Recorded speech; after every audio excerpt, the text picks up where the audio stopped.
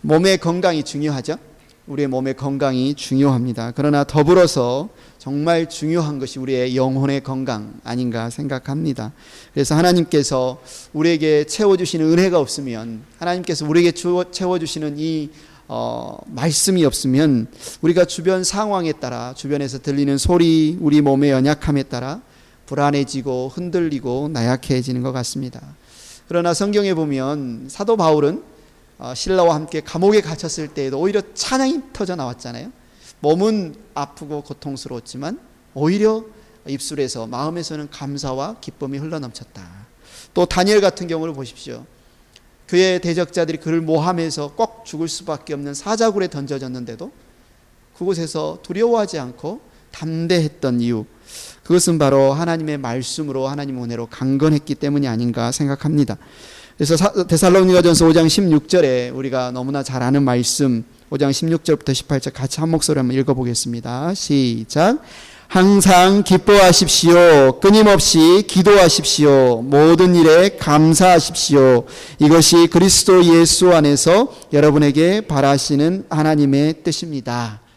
그래서 우리가 항상 기뻐하는 것, 우리가 감사하는 것, 무엇보다도 늘 깨어서 기도하는 것은 예수님 안에 있는 우리에게 선택사항이 아니라는 거죠. 해면 좋고 안 해도 뭐 괜찮고가 아니라 예수 그리스도 안에 있는 우리에게는 항상 끊임없이 모든 일에 주님 안에서 교제하고 기뻐하고 감사하는 일이 꼭 필요한 줄 믿습니다. 그래서 우리가 이 자리에 온 줄 믿습니다. 오늘 말씀을 보면 말씀의 시작이 어떻게 시작하고 있습니까? 명절에 예수님께서 예루살렘으로 올라가셨다, 이렇게 지금 시작을 하는데요. 한국의 명절은 보통 이제 곧 구정이 오는데, 한국의 명절은 어디서 어디로 움직이나요? 도시에서, 서울에서 대전으로, 서울에서 고향으로, 광주로 이렇게 움직이잖아요. 이게 한국의 명절인데, 유대의 명절은 거꾸로예요. 시골 각 지방에 있다가 명절이 되면 어디로 갑니까? 서울 예루살렘으로 올라갑니다. 그래서 이 하나님께서 중요한 절기에 예루살렘에 있는 성전에 모여서 함께 보내라고 명령한 것을 순종해서 하는 게 유대의 명절이었는데요. 그래서 오늘 본문에 보면 이날이 유대의 명절이었다는 거죠. 예루살렘에 얼마나 많은 사람들이 모여들었을까요? 전국에서 오는 인파로 아마 발 디딜 틈이 없는, 그리고 흥겹잖아요. 모여서 명절, 축제를 하면 얼마나 흥겹고 기쁩니까? 그런데 예수님께서는 이 명절에 갑자기 38년 된 병자가 누워있는 곳을 찾으셔서, 베데스다라는 연못을 찾으셔서 그곳에서 그를 고쳐주셨다. 이게 오늘 본문에 나와 있는 짧은 1절부터 9절까지 나와 있는 내용인데, 오늘 이 말씀이 우리에게 주시는 의미가 무엇일까? 이 말씀을 통해서 우리가 보고 배워야 할, 또 예수님께 순종해야 될 모습이 무엇일까를 한번 살펴보기를 원합니다. 5장 1절에 보니까, 오늘 본문 1절에 보니까 그 뒤에라고 나와 있거든요. 그 뒤에, 우리가 이제 매일 큐티를 하니까 그 뒤에가 무슨 일이 있는 뒤인지는 어느 정도 짐작을 할 수 있습니다. 4장에 나오는 사마리아와 갈릴리 사역 뒤에라고 우리가 볼 수가 있죠. 예수님이 그를 시기하는 바리새인들을 피해서 갈릴리로 가시다가 사마리아도 들리시고 그러셨는데, 그때 다시 어디로 올라왔습니까? 다시 예루살렘으로 올라왔습니다. 제자들은 아마 가슴이 막 설레고 들떴을 거예요. 갈릴리 촌부들이 얼마나 이 대도시에서 다시 한번 신나겠습니까? 그것도 이 명절인데. 그런데 예수님은 조용히 그곳을 빠져나와서 어디를 찾으셨냐면, 사람들이 별로 관심이 없는 곳, 일반 사람들, 건강한 사람들, 돈 있는 사람들 별로 신경 쓰지 않는 곳, 바로 외롭고 불쌍한 고통 가운데 있는 환자들이 있는 그곳을 찾으셨어요. 전도서 7장 4절에 보면 이런 말씀이 있지 않습니까? 지혜로운 사람의 마음은 초상집에 가 있고 어리석은 사람의 마음은 잔치집에 가 있다. 그러니까 유대는 명절이었고 유대는 축제였고 장치였는데, 예수님의 마음은 어디에 있었냐면 바로 아프고 괴로운 삶에 살고 있는 그 환자들을 찾아가 주셨다는 거죠. 성경에 보면 우리가 지난번 사마리아 여인의 이야기를 통해서도 봤지만, 예수님이 가만히 기다리시고 자 순번 타서 나를 찾아오너라 이렇게 말씀하시기보다 예수님이 먼저 찾아가시는 장면들이 너무나 많습니다. 사마리아 여인도 친히 찾아가셨지만 오늘 말씀에 보면 바로 이 절망과 아픔과 고통 가운데 있는 이 환자를 찾아가시는 것을 볼 수가 있습니다. 성경에 보니까 눈먼 사람들, 앞이 안 보인다고 생각을 해보십시오. 우리가 헬렌 켈러 이야기를 통해서 조금이나마 짐작을 해보는데 우리가 그런 경험이 없기 때문에 이 눈이 안 보인다는 게 얼마나 고통스럽고 답답할까. 또 다리를 쓸 수 없다. 마음껏 가고 싶은 데를 갈 수 없고 누가 도와주지 않으면 걸을 수 없다. 중풍병은 너무나 아시죠? 그 심한 정도에 따라서 아예 전 다리, 팔다리, 사지를 쓸 수 없는 사람도 있고 입만 움직이든지 목도 못 움직이는 사람도 있을 정도로 이 눈먼 사람, 다리 저는 사람, 중풍병자들이 모여 있는 곳을 예수님이 찾아가셨다. 우리는 어떻게 이 자리에 와 있죠? 우리가 예수님을 찾아갔나요? 아니면 예수님이 우리를 찾아오셨을까요? 우리의 삶을 보면 예수님이 오늘 이 38년 된 병자를 찾아가셨던 것처럼 예수님이 우리를 찾아오신 줄 믿습니다. 저와 여러분들을 찾아오셔서 우리를 만나 주셨기 때문에 지금 우리는 예수님 안에 예수님과 함께 예수님을 따라 살아갈 수 있는 줄을 믿습니다. 그래서 우리는 예수님이 우리를 찾아오셔서 지금 예수님과 함께 살고 예수님 안에 사는데 예수님이 지금 우리에게 원하시는 일이 무엇일까? 오늘 이 명절 때 고통당하는 사람들을 찾아가시는 것을 보면 예수님의 마음은 여전히 지금 하나님을 은혜 안에 있지 않는 자들, 고통 가운데 있는 자들, 아픔 가운데 있는 자들, 그들을 향해 있구나. 그렇다면 우리 또한 그들에게 나아가기를 주님이 원하시는구나 라는 사실을 우리가 볼 수 있습니다. 단순히 육체적인 어떤 질병, 걷지 못하고 보지 못하고 중풍병자만을 말하는 것이 아니라고 봅니다. 누가 고통과 누가 아픔 가운데 있을까? 이 세상에 많은 사람들이 겉으로는 문제 없는 척 합니다. 잘 먹고 잘 살고 문제 없는 것처럼 보이는 사람들도 있습니다. 나도 저렇게 걱정 없이 살았으면 좋겠다. 돈 걱정 없고 자식 걱정 없고 건강 걱정 없고 오히려 풍족하게 사는 것처럼 보이더라도 그래서 어떤 사람들은 자신들이 잘 사는 것처럼 사람들에게 그렇게 보이고 때로는 자기 스스로를 속여서 나는 잘 살고 있어. 그 성경에 예수님께서 비유하신 그 부자처럼 내가 먹을 곡식을 몇 년을 먹을 곡식을 다 쌓아놨기 때문에 나에게는 전혀 걱정이 없고 염려가 없다라고 스스로를 속인다 할지라도 우리 예수님을 떠나 산 사람이 정말 평안 가운데 있을까요? 정말 아무런 고통 없는 것 가운데 있을까요? 성경을 보면 모든 만물이 예수님을 통해서 지어졌고 예수님 안에 살아가도록 지어졌기 때문에 성경은 우리에게 분명히 말합니다. 예수님만이 길이다. 예수님만이 생명이다. 예수님만이 진리다. 예수님이 없으면 생명이 없고 예수님이 없으면 빛이 없고 예수님이 없으면 목적이 없고 예수님이 없으면 소망이 없습니다. 그래서 우리가 찾아가야 될 사람들, 예수님을 알지 못하는 사람들, 겉으로는 정말 괜찮아 보이는 사람들이라 할지라도 예수님이 없으면 우리가 누리는 이 기쁨과 우리가 누리는 이 감사와 우리가 누리는 이 평안과 소망의 단 1%도 경험할 수 없는 이들, 그들이 바로 고통과 아픔 가운데 있는 이들인 줄 믿습니다. 근데 예수님이 그들을 찾아가셨다는 거죠. 오늘 본문에 병에 걸린 지 38년 된 한 사람이 등장을 합니다. 몇 년을 살았냐면 38년을 아픈 채로 살았어요. 38년을 병자로 살았어요. 아마 처음에 막 아팠을 때 모르겠어요. 그때는 여러 가지 조치를 취했을 겁니다. 의사도 찾아가 보고 몸에 좋은 것도 먹어보고 다이어트도 해보고 별의별 신앙적인 어떤 조치도 해보고 해봤을 텐데 38년 동안 병자로 지금도 병자였다는 말은 이 모든 방법들이 다 듣지 않았다는 거죠. 여러분 같으면 어떨 것 같아요? 여러 가지 방법을 찾고 찾았는데도 기어코 낫지 않는 이런 상황 가운데 내가 있다. 38년 동안. 그래서 마지막 이 사람이 정말 나을 거라고 생각하는 이 베데스다 연못까지 찾아왔는데 아직도 이 사람은 거기에 누워있다. 오늘 쭉 스토리를 우리가 읽으면서 봤지만 이 사람의 마음의 말투에 뭐가 강하게 남아있냐면 원망이, 분노가 남아있는 것을 봅니다. 예수님이 그에게 묻습니다. 낫고 싶으냐? 네가 낫고 싶으냐? 그러면서 이 이야기를 통해서 우리에게도 묻는 거죠.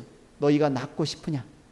만약 예수님이 우리에게 낫고 싶으냐라고 묻는다면 이 말씀을 듣고 여러분은 어떻게 대답할까요? 나는 괜찮은데요. 나는 문제 없는데요. 이렇게 이야기를 하겠습니까? 한번 생각해 보기를 원합니다. 내가 혹시나 회복돼야 할 부분은 있지 않을까? 우리 가정에 뭔가 이 사람처럼 원망과 절망과 분노와 아니면 자포자기한 이 영역은 안 돼라고 포기한 부분은 있지 않을까? 저는 오늘 말씀을 묵상하면서 우리 교회를 많이 생각을 했습니다. 우리 교회가 이제 벌써 12년 차, 13년 차에 접어들고 있는데 혹시 우리 교회도 이 38년 된 병자처럼 이런 부분에서는 어쩌면 너무 절망적이고 이런 부분에서는 너무 회복이 안 될 것 같아라고 혹시 포기하고 있는 부분이 있지 않은가? 예수님이 우리 행복한 교회를 통해서 낫고 싶으냐라고 묻는다면 우리가 예, 주님 낫고 싶습니다 라고 주님께 내어놓아야 할 부분이 무엇일까에 대해서 많이 생각을 해봤습니다. 오늘 요한복음에 나오는 세 번째 표적입니다. 이 세 번째 기적, 표적이 나오기 전까지 두 가지의 표적이 있었죠. 가나의 혼인잔치의 표적, 그리고 왕의 신하의 죽어가는 아들을 고치시는 표적이 나왔습니다. 오늘 표적은 어디에서 일어나냐면 이제 예루살렘에서 일어납니다. 그것도 수많은 인파가 명절에 다 모여든 그것도 이제 나중에 보면 이 사람이 베데스다가 성전 내 한 부분에 있잖아요. 성전, 사람들이 모여드는 성전에서 일어나는 일입니다. 이 일을 통해서 당시에 그 제사장들, 바리새인들, 수많은 사람들에게 굉장한 어떤 이슈를 일으킨 사건이 바로 이 38년 된 병자를 고치신 사건이었습니다. 그런데 예루살렘 성전 어디에서 일어나냐고 보니까 오늘 말씀에 양의 문. 왜 양의 문이라고 했을까요?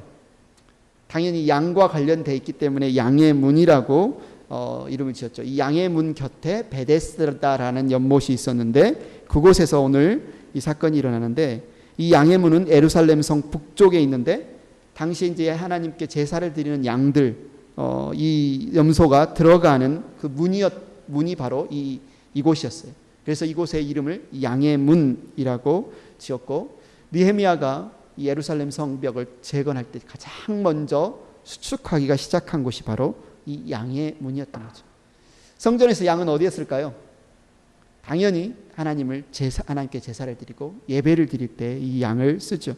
그래서 어떤 학자들은 이 느헤미야가 양의 문을 가장 먼저 수축한 것도 하나님께 드리는 예배와 하나님과의 교제, 하나님께 드리는 이 예배의 회복을 위해서 그것을 상징하면서 이곳에서 가장 먼저 수축했다라고 말하고 오늘 예수님께서 예루살렘에서 기적을 행하실 때 이 양의 문 곁에 있는 38년 된 병자를 고치신 것도 하나님과의 관계 회복, 예배 회복에 관한 메시지를 주시기 위한 것에 한 의미가 있다고 봅니다. 이곳에 보니까 베데스다, 그죠? 그리고 또 우리 세번역 성경에는 베드자다라고도 부르는데 이 뜻을 보니까 히브리 말로 이것이 은혜의 집, 자비의 집 그런 뜻입니다. 은혜의 집, 자비의 집. 근데 그곳에 우리가 야외에 가면 큰 파빌리온이 있는 것처럼 기둥이 있고 지붕이 있는 이것을 이제 주랑이라고도 하고 개역개정 성경에서는 행각이라고도 하는 그런 곳이 있어요. 한마디로 파빌리온 같은 게 있는 거죠. 천막 같은 큰 건물로 그곳에 연못가에 이 주랑이 있으니까 많은 사람들이 그곳에서 비도 피하고 햇볕도 피할 수 있으니까 몰려든 거죠. 그래서 그 안에는 요한이 적기를 눈이 먼 자, 다리 전 자, 중풍병자가 가득했다. 딱 보기에도 중병 환자들, 도저히 다른 곳에서는 소망이 없고 고칠 가능성이 없는 이런 사람들이 그곳에 모여 있었다. 그런데 어떻게 모여 있었냐 보니까 누워 있었다. 뭐 이렇게 이야기를 하거든요. 그러니까 한마디로 앉아 있기도 힘들 정도로 고통, 완전 요즘으로 말하면 병원의 중환자실에 있을 법한 사람들이 그곳에 즐비하게 여기저기에 다 누워 있었다. 냄새도 나겠죠. 자주 못 씻고 또 냄새도 나겠죠. 여러 가지 대변, 소변 뭐 여러 가지 문제들에 지저분하고 나쁜 냄새도 났을 것임에도 불구하고 이 사람들은 왜 여기를 떠나지 않고 이곳에 모여 있었을까?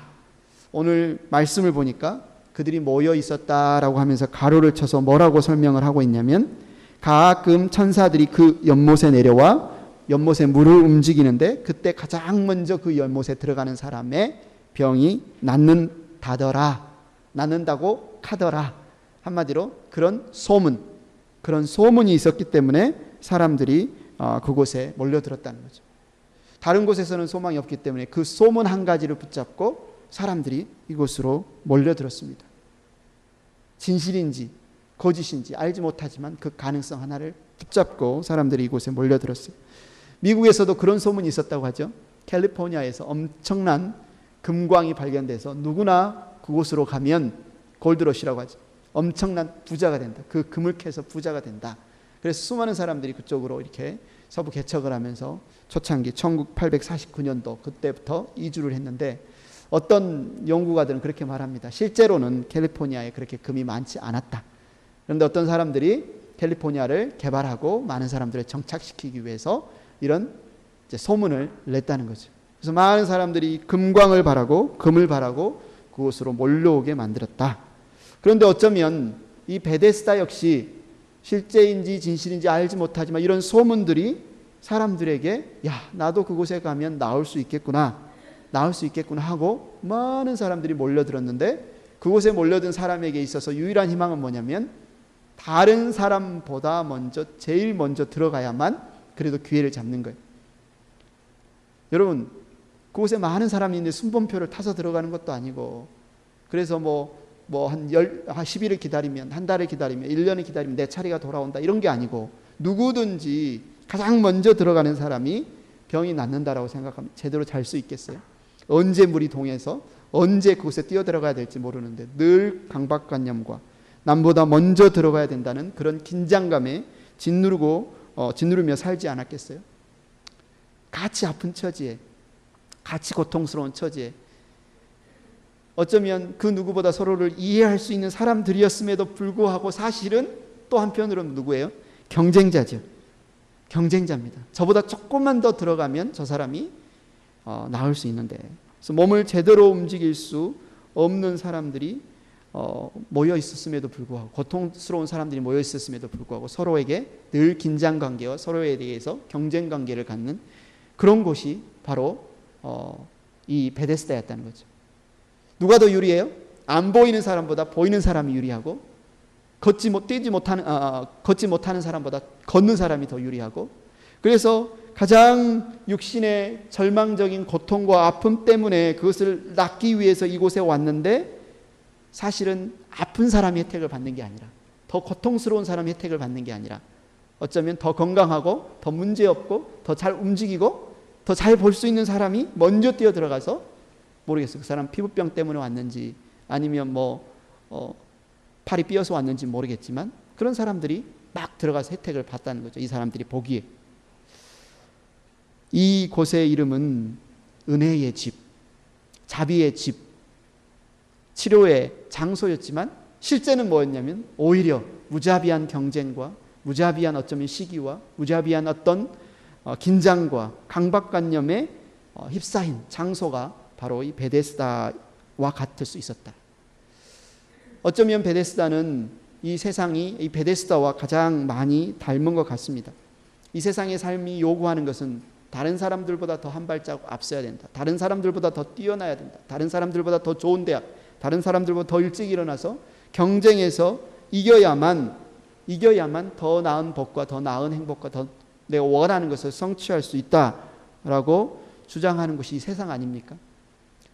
그래서 그렇게 늘 긴장 속에서 늘 경쟁 속에서 살아가지만 그렇다 보니까 힘들고 때로는 지치고 고통스럽지만 그런데 그렇게 살아가는 방법 외에는 다른 방법이 없기 때문에 이 세상 사람들은 그렇게 살아갑니다. 경쟁하면서 긴장 가운데 다른 사람들에 뒤처지면 도태되면 우리는 죽는다. 그들은 분명히 이것이 문제가 있고 이것이 분명히 해답이 아닌 것 같으면서도 다른 방법이 없기 때문에 사람들이 다 그렇게 살아가기 때문에 이 세상 사람들이 그렇게 살아갑니다. 그러면서도 언젠가 나에게도 기회가 한번 오지 않을까? 언젠가 나도 누군가가 진짜 어떤 기적적인 사람이 나를 집어서 막 슈퍼맨 같은 사람이 들고 연못에 넣어주면 내가 그렇게 행복해지지 않을까? 낫지 않을까? 어쩌면 이 베데스다와 이 세상은 너무나 꼭 닮은 현장인 것 같습니다. 그곳에 예수님이 오셨어요. 예수님이 쭉 오셔서 둘러보시다가 한 사람, 이 38년 된 병자를 바라보십니다. 그리고 다가가서 말을 건네시죠. 낫고 싶으냐? 낫고 싶으냐? 언뜻 보기에는 참 놀린 것 같기도 하고, 당연히 낫고 싶으니까 지금 여기에 있지요. 당연히 걷지도 못하고 이 고통스러운데 안 낫고 싶은 사람이 어디에 있겠습니까? 그런데 예수님이 왜 낫고 싶으냐라고 묻습니까? 예수님은 의도를 가지고 묻는 것입니다. 좀 전에도 말했지만 이 사람은 38년 동안 아팠어요. 38년 동안 해보고 안 됐어요. 그래서 베데스다까지 왔는데 이곳에서도 자기보다 더 잘 뛰는 사람, 자기보다 더 잘 보는 사람, 힘센 사람, 아니면 도와줄 수 있는 사람, 있는 사람들이 먼저 들어가는 거예요. 이 사람의 마음 가운데는 절망과 이 사람 마음 가운데는 원망이 가득 찬 것을, 그래서 더 이상 소망을 갖지 않고 있는 것을 예수님은 아신 거예요. 예수님은 창조자이시고 예수님은 이 세상 의사보다 가장 뛰어난 의사가 이 사람 눈 앞에 와서 네가 낫고 싶으냐?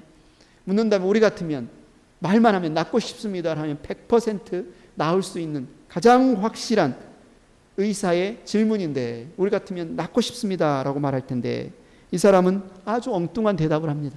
낫고 싶으냐라고 물었는데 뭐라고 대답합니까? 선생님, 저에게는 이 물이 이렇게 동해도 이 물에 넣어줄 사람이 없습니다.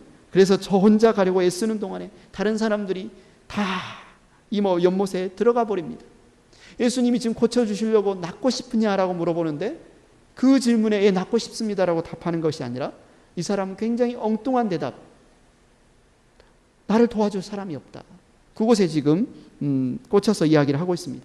이 사람의 이 대답이 그의 어떤 상태를 보여주고 있느냐? 그는 절망감에 사로잡혀 있었습니다. 절망감. 낫고 싶으냐라고 예수님이 묻고 있는데 그것은 정말 이 사람이 낫고자 하는 의지가 있는지, 낫기를 간절히 원하는 사모함이 있는지 그것을 보고자 하는데 이 사람 가운데는 정말 그 열망, 그 소망, 그 기대감이 완전히 무너진 것을 볼 수 있어요. 몇 년 전, 10년 전, 20년 전에는 아마 그런 열망이 있었는지 모르겠지만 지금은 이제 완전히 그 사람의 몸만 마비된 것이 아니라, 그 몸만 병든 것이 아니라 그 사람의 마음 또한 완전히 병들어서 이 사람의 말 속에는 나를 들어서 이 연못에다 넣어주는 사람이 없습니다. 아무도 나에게 관심이 없습니다. 아무도 나를 사랑하지 않습니다. 아무도 나를 챙겨주지 않습니다. 나는 철저히 소외되고 나는 철저히 버림받았습니다. 이 사람이 진짜 병든 거는 뭐예요?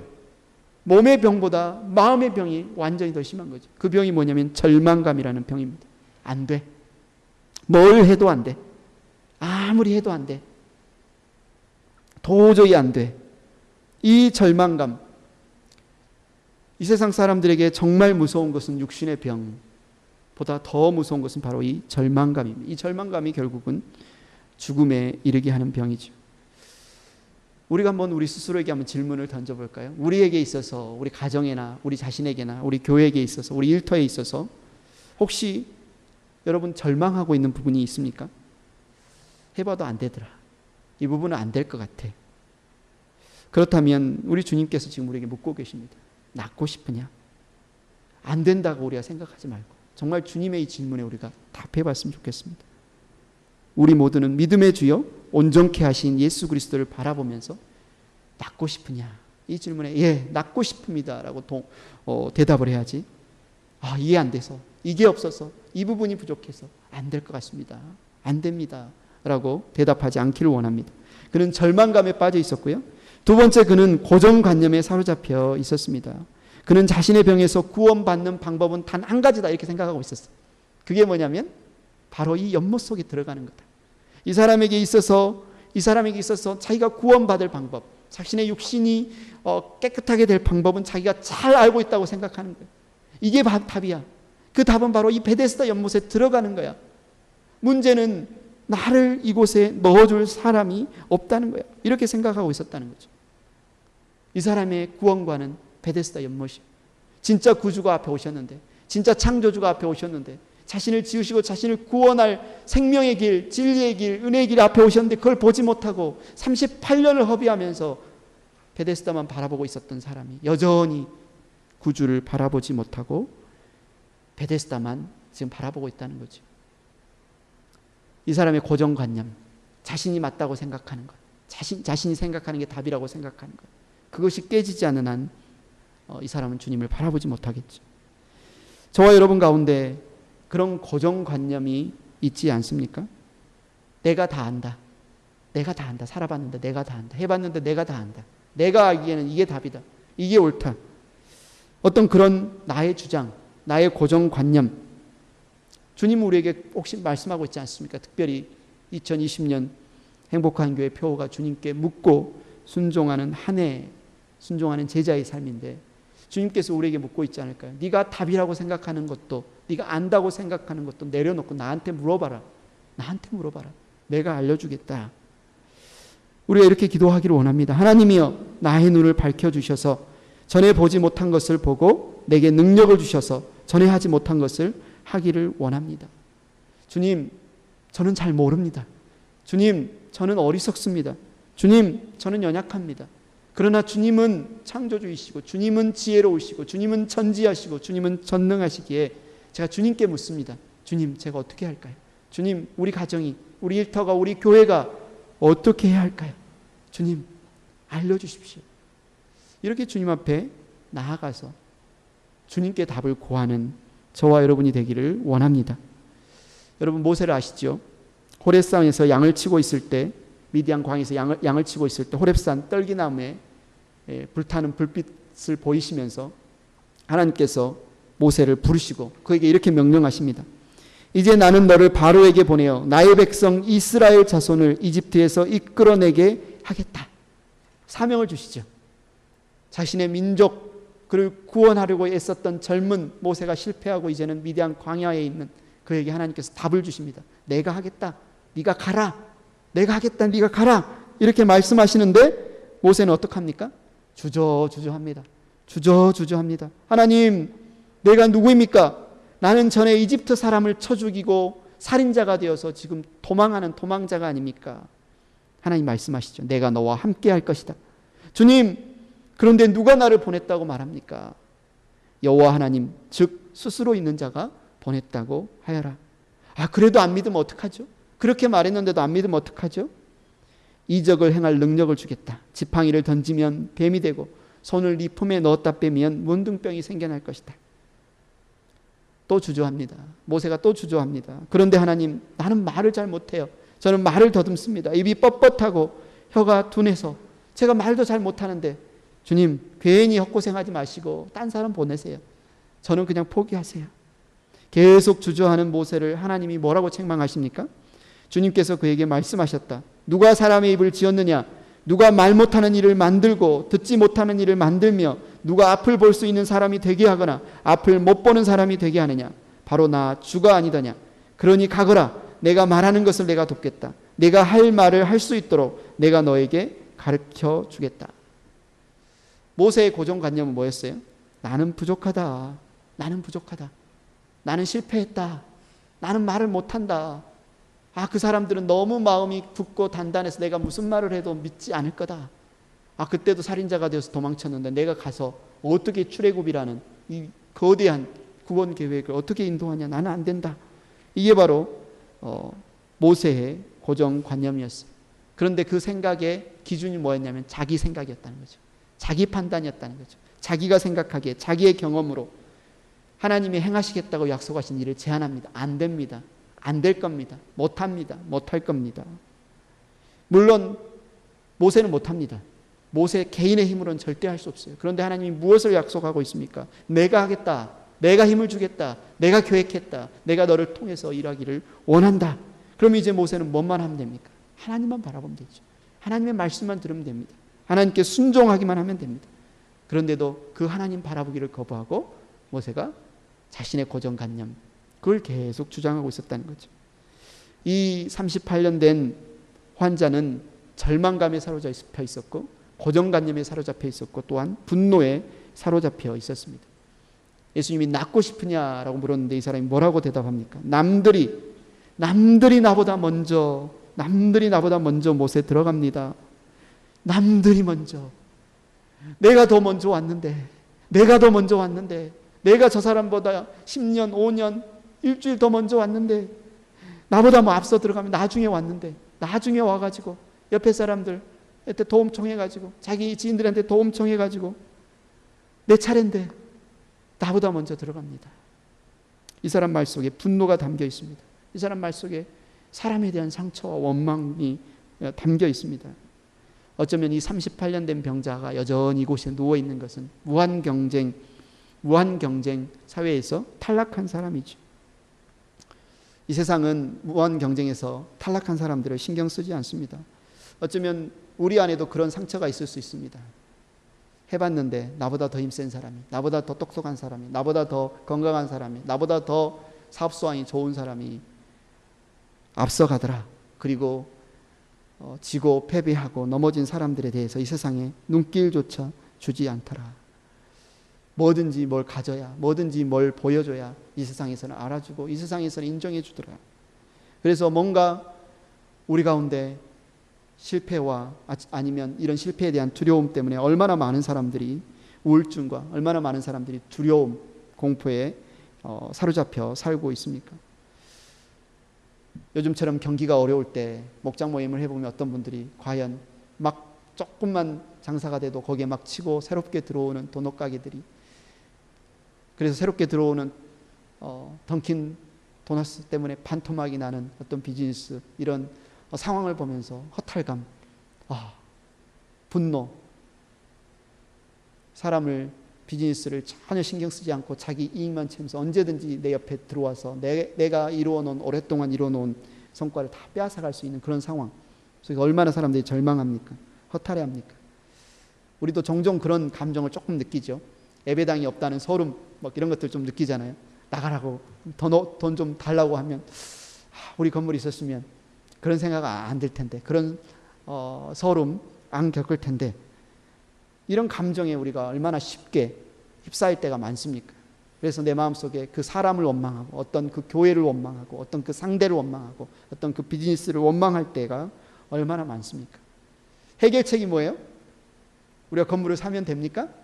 아니면 주변에 땅을 다 사가지고 어느 비즈니스도 들어오지 못하게 막아버리면 됩니까? 해결책이 뭡니까? 오늘 해결책은 주님은 주님을 바라보라. 주님을 바라보라. 우리를 향한 주님의 뜻은 무엇일까요? 지금 그 현장에서 그런 일들이 일어나게 만드신, 왜 우리로 2019년, 2020년 이러한 상황 가운데 예수님이 우리를 놓이게 하신 그 뜻이 무엇일까요? 주님 말씀하시죠. 나한테 물어봐라. 내가 이야기해 주겠다. 나한테 물어봐라. 내가 은혜의 길을 내어주겠다.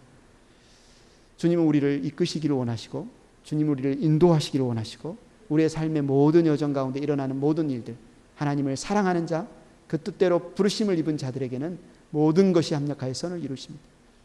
우리는 예수 밖에 있는 자들이 아니고, 우리는 예수님을 모르는 자들이 아니고, 우리는 예수 안에 있는 자들이기 때문에 우리에게 일어난 이 모든 일은 분명히 하나님이 행하시는 큰 일 가운데 한 부분인 것을 믿습니다. 이때 우리가 해야 될 일은 무엇일까요? 물어야 되죠. 하나님을 바라봐야 되죠. 하나님께서 하시는 말씀을 들어야 되죠. 이렇게 절망과 고정관념과 분노에 가득 차서 예수님께 대답하는 그에게 예수님이 뭐라고 말씀하십니까? 일어나서 내 자리를 걷어 가지고 걸어가라. 예수님이 병자에게 하시는 말은 세 가지의 명령으로 이루어졌죠. 일어나라. 누워있는 사람에게 일어나라. 네 자리를 걷어라. 그리고 걸어가라. 이렇게 세 가지의 명령으로 이야기를 합니다. 이 세 가지의 명령은 38년 된 병자가 38년 동안 한 번도 제 손으로 할 수 없었던 일이에요. 상상조차 해보지 못했던 일입니다. 일어나는 것, 자기 것 정리하는 것, 자기 것 들고 걸어가는 것. 그런데 예수님께서 이 명령을 이 사람에게 하신 거죠. 로마서 1장 16절에 보면 복음은 모든 믿는 사람을 구원하는 하나님의 능력이라고 했습니다. 바로 예수 그리스도, 그분이 능력 자체이고 그분의 명령이 능력 자체입니다. 이 말씀에 따라서 이 사람은 자리에서 일어났고 자기 것 침상을 정리했고 걸어갔습니다. 예수님의 이 능력이, 예수님의 이 명령이, 예수님의 이 복음이 이 사람에게 소망을 주었고 이 사람을 고쳐주었고 이 사람에게 참된 기쁨을 주었습니다. 주님은 우리의 필요를 알고 고쳐주기를 원하십니다. 베데스다는 사실 구원의 연못이 아니었습니다. 치료의 연못이 아니었습니다. 헛된 소문이었습니다. 오늘도 얼마나 많은 사람들이 예수님이 아닌 이 베데스다를 찾아 헤매는지 모르겠습니다. 캘리포니아의 금광을 찾아 골드러시의 길에 접어드는지 모르겠습니다. 얼마나 많은 사람이 내가 이렇게 열심히 일하면, 내가 이렇게 세이빙 어카운트에 가득 채워놓으면, 내가 이렇게 인간관계를 잘하면 내가, 내 인생이, 내 노후가, 우리 가정이 괜찮겠지, 행복하겠지.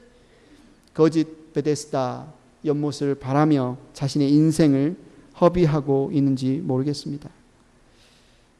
그러다가 결국 절망하고, 그러다가 결국 다른 사람들에게 분노하고 원망하는 삶을 보내고 있는지 모르겠습니다. 그런 그들에게 예수님께서 뭐라고 말씀하십니까? 이사야서 55장 1절부터 3절을 같이 읽겠습니다. 시작. 너희 모든 목마른 사람들아, 어서 물로 나오너라. 돈이 없는 사람도 오너라. 너희는 와서 사서 먹되 돈도 내지 말고 값도 지불하지 말고 포도주와 젖을 사거라. 어찌하여 너희는 양식을 얻지 못하면서 돈을 지불하며 배부르게 하여 주지 못하는데 그것 때문에 수고하느냐? 들어라, 내가 하는 말을 들어라. 그리하면 너희가 좋은 것을 먹으며 기름진 것으로 너희 마음이 즐거울 것이다. 너희는 귀를 기울이고 나에게 와서 들어라. 그러면 너희 영혼이 살 것이다. 내가 너희와 영원한 언약을 맺겠으니 이것은 곧 다윗에게 베푼 나의 확실한 은혜다. 예수님은 오늘 사마리아 땅 수가성 그 여인, 남편이 5이나 전혀 그곳에서 소망과 만족을 얻지 못한 터진 웅덩이만 붙들고 지냈던 그 여인을 찾아가신 것처럼 이 38년 된 병자, 전혀 그를 고칠 수 없고 그에게 전혀 구원의 답이 되지 않는 베데스다에 매어있던 이 사람을 찾아오셨습니다. 이것이 바로 예수 그리스도의 은혜, 하나님의 사랑, 은혜입니다. 은혜가 무엇인가요? 받을 자격이 전혀 없고 아무런 공로도 없는 그들에게 하나님께서 일방적으로 베풀어 주신 선물이 바로 은혜입니다. 세상 사람들이 예수님을 보내달라고 요청해서 하나님이 예수님을 보내주신 것이 아닙니다. 하나님이 이 땅을, 이 세상을 사랑하셔서 은혜로 그의 아들을 우리에게 보내주셨습니다. 우리의 신앙생활, 우리의 이 은혜 생활이 어디에서부터 시작합니까? 우리의 자격 없음을 아는 것, 우리가 죄인임을 아는 것, 우리가 병자임을 아는 것, 도저히 우리 안에는 해답이 없는 것을 아는 것에서부터 출발합니다. 하나님만이 우리의 답이 되시고 하나님만이 우리의 죄의 문제, 우리의 절망의 문제, 우리의 고정관념, 우리의 분노를 해결할 수 있는 분입니다. 내가 믿음이 좋아서, 내가 더 헌신해서 하나님 우리에게 복을 주시는 것이 아니라 거꾸로 내가 약해서, 내가 믿음이 약해서, 내가 헌신을 더 못해서 하나님이 우리의 복을 빼앗아가는 것이 아니라 이 모든 것이 하나님의 은혜인 것을, 하나님이 우리에게 주신 선물인 것을 여러분 아시기 바랍니다. 주님과 동행하는 삶을 살면서 일어나 자리를 들고 걸어가라, 걸어가라. 이 놀라운 표적을 우리가 날마다 경험하기를 원합니다. 우리가 해야 될 일이 무엇일까요? 다른 절망, 고정관념, 분노에 휩싸이는 것이 아니라 주님의 이 말씀, 일어나서 짐상을 정리하고 걸어가라. 네가 낫고자 하느냐? 일어나서 걸어가라. 우리가 우리의 자리에서 일어나 주님이 가르치시는 그곳, 주님이 말씀하시는 그곳을 향해 걸어가는 저와 여러분들 되기를 축원합니다.